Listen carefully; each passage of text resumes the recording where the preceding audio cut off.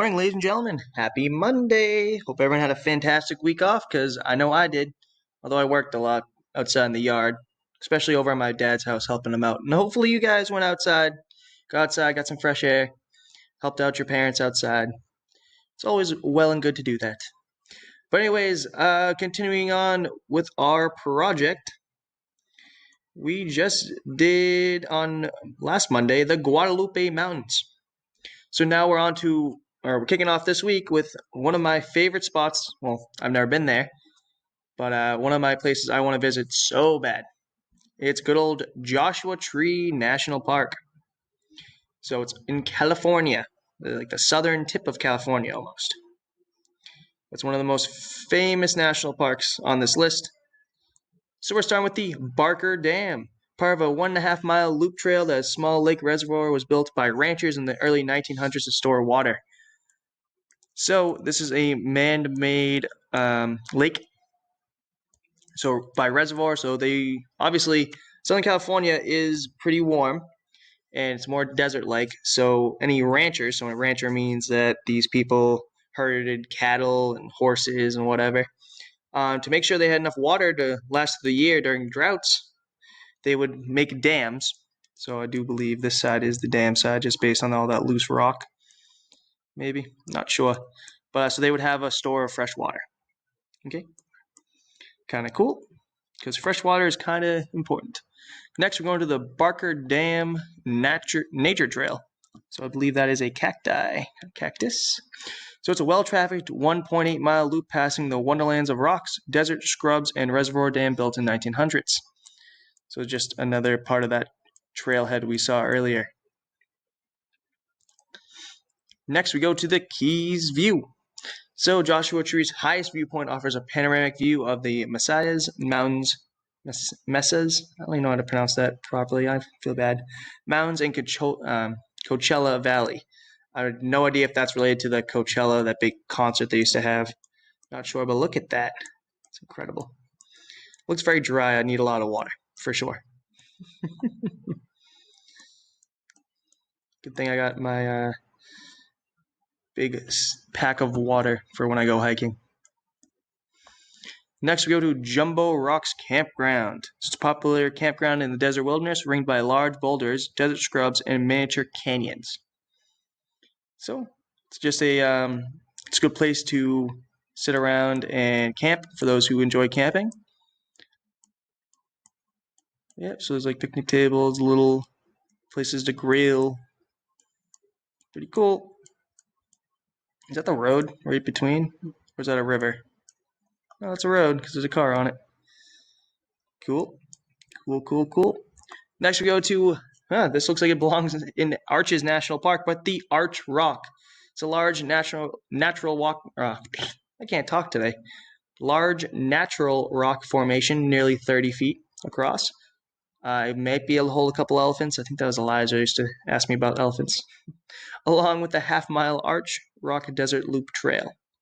So it's a short hike around, and there's these nice natural arch.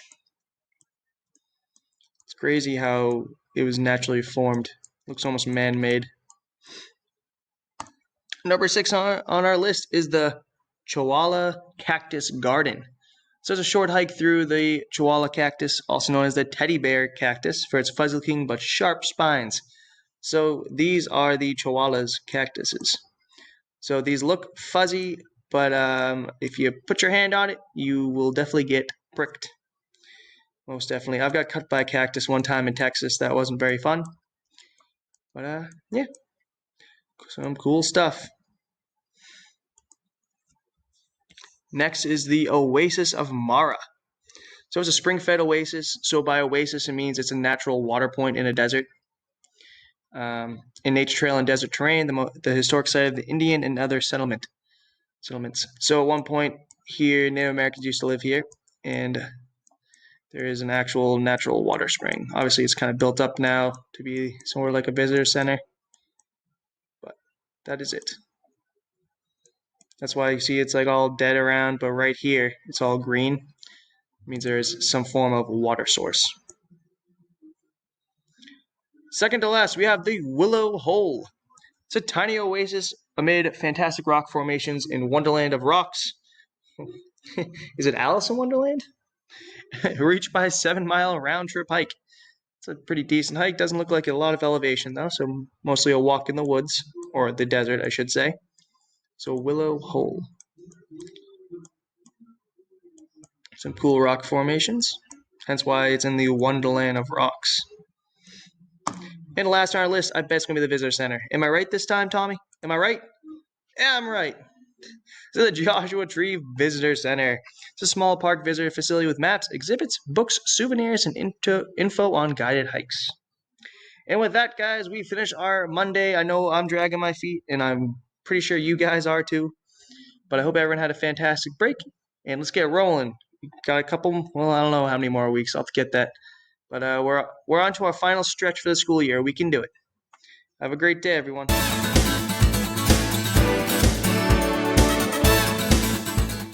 Hey guys, I'm going to cook some chicken breast, and I'm going to put a special sauce on them when they are done. So first of all, I'm going to put them in a little bit of oil.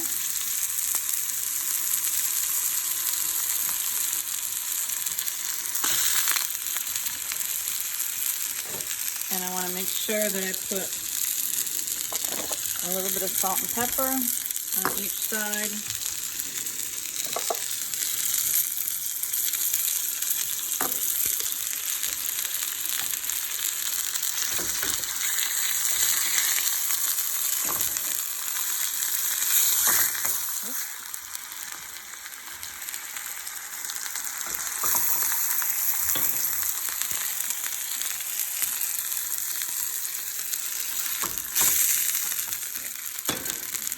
I'm going to cook them on each side for 3 to 5 minutes. Make sure they're cooked all the way through.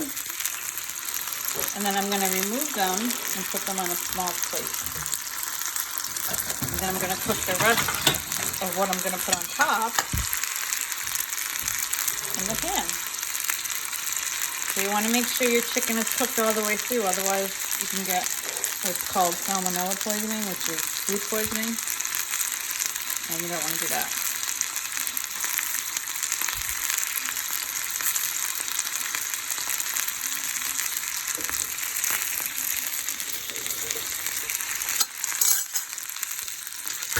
Alright, so see this part right here, that means it's raw. You don't want raw chicken.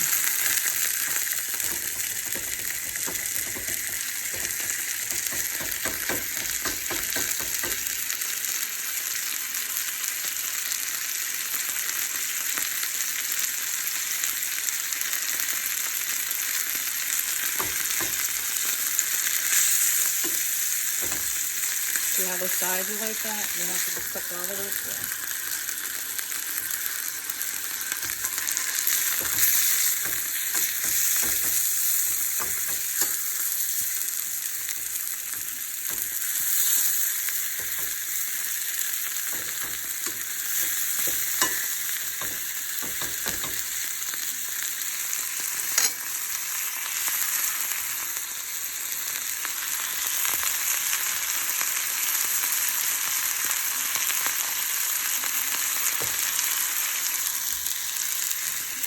So when this is done,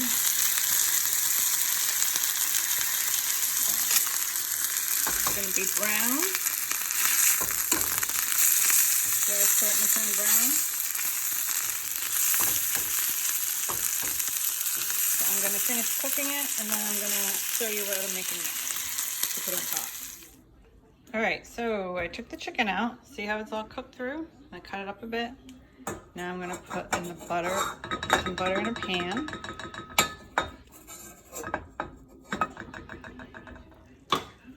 I'm going to make a little bit of a sauce to put over it.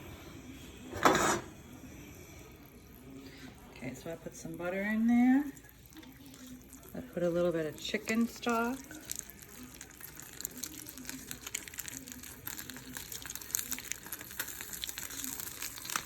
A little bit of mustard.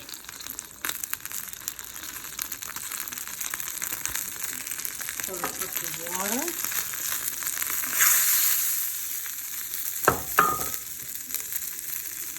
And last but not least, some sour cream. Yum. Okay, so now I'm going to mix this up.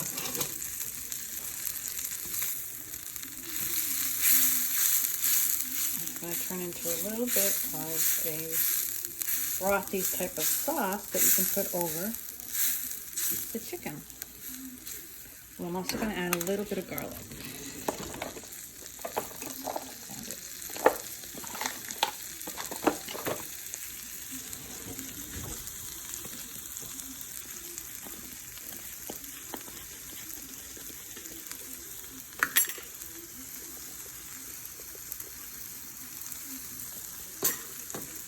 Okay, so this is cooking nicely.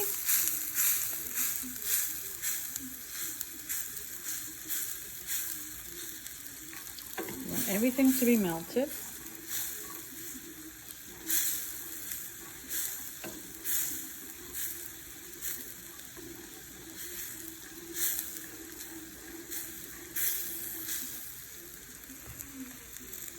Alright, and this is going to take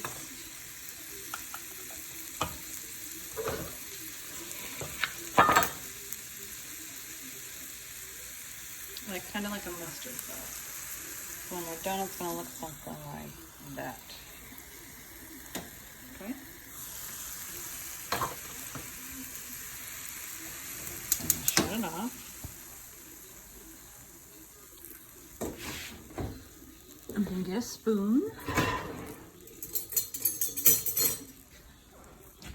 And I'm going to take it and I'm going to just scoop it up a little bit and put it on over the chicken. And it just gives it a little bit of extra flavor. And if you want, you could do rice on the side, and you could put it on your rice or potatoes as well. Okay?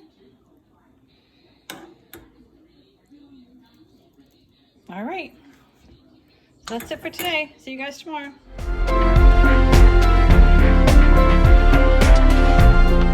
Hey Gators, welcome back to Language and Play.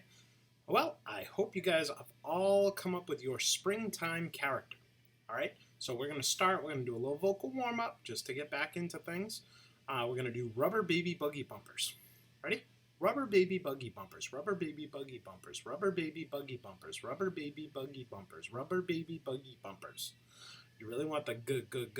Rubber baby buggy bumpers, rubber baby buggy bumpers, rubber baby buggy bumpers, rubber baby buggy bumpers.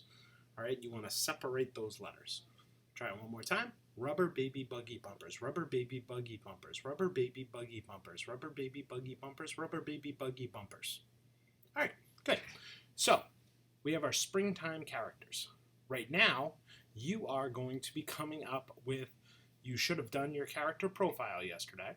All right, so now you are going to be coming up with a character background. All right, these are all things we've done many times this year. Remember, character background is when you put all of the information from your character profile into paragraph form. All right, so basically you're explaining with detail each piece of your character profile. All right, so that's what you're going to be working on today, and tomorrow we'll be continuing with our springtime characters. All right, can't wait to see what you do, Gators. Good job.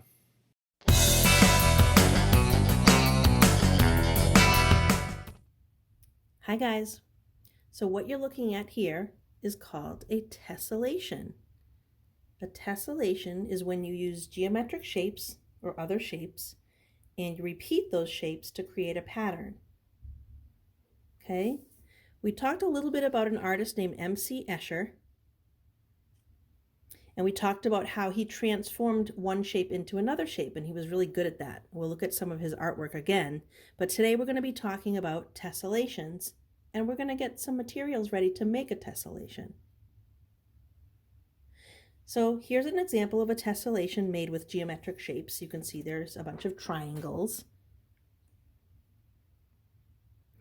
Here's the kind of tessellation that we're going to be making using our own self-made shape. Here's another example of what we're going to be doing. Here's an example of a tessellation made by M.C. Escher. So he used a complicated shape and he repeated that shape over and over to create a pattern. And that's what a tessellation is. Here's another one by M.C. Escher. Looks like some fish there. Here's another one by M.C. Escher. You can see there's some kind of a reptile or some lizards there, and the shape is repeated over and over again to create a tessellation. Here's a bird. We've seen this bird before in some of M.C. Escher's artwork that we looked at before. In the other artwork, he was showing a shape that transformed into this bird shape, and here he made just a tessellation, where it's just that bird shape repeated.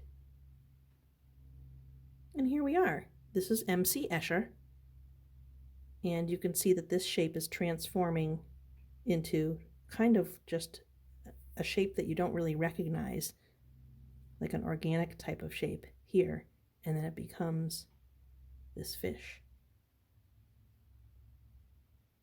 All right, so we're going to be working on creating a tessellation.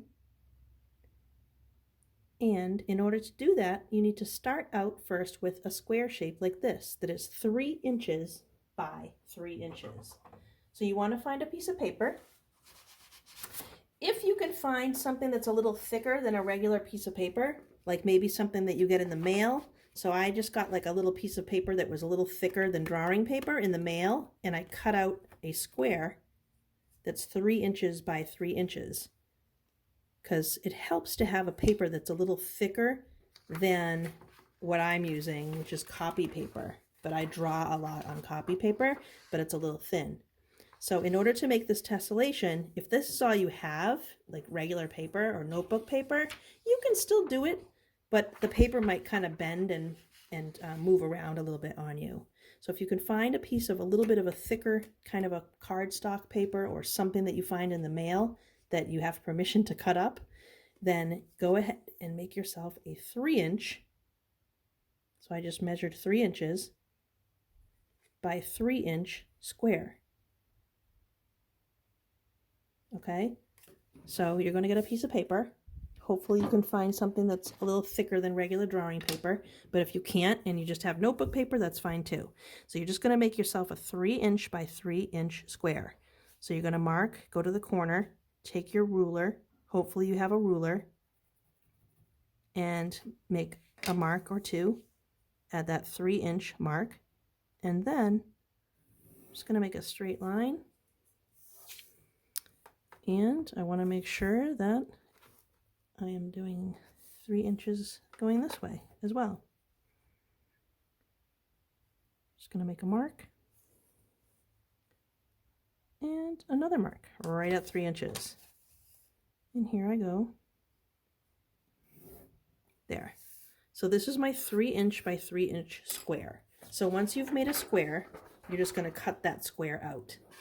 So you're going to cut out your square so that you're left with a 3-inch by 3-inch square. Okay? So next what you're going to need is some scissors and some tape. So I have my tape. I had some scissors. Here they are. Okay. So what you're going to do next to create some sort of a shape is you're going to cut part of your square off at the bottom. And then what you're going to do is transfer it up to the top. So I'm going to tape this piece up to the top. This is going to be the shape that we use to make our tessellation. And if you've made tessellations with me before, then you know how to make your shape.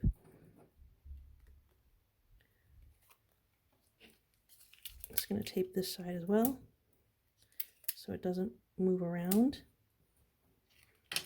All right, so I cut the shape from here, I taped it there, and now I'm going to do something on this side here.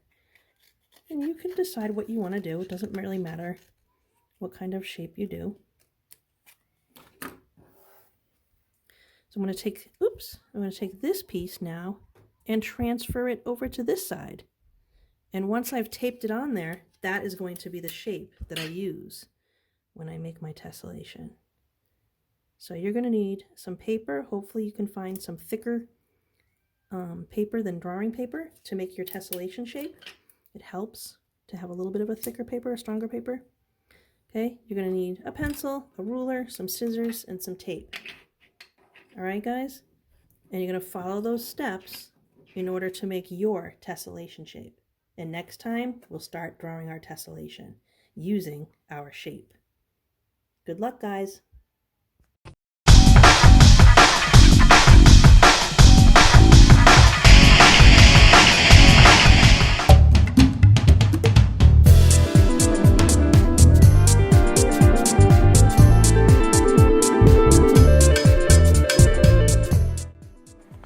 Thanks for watching Enrichment TV, Gators.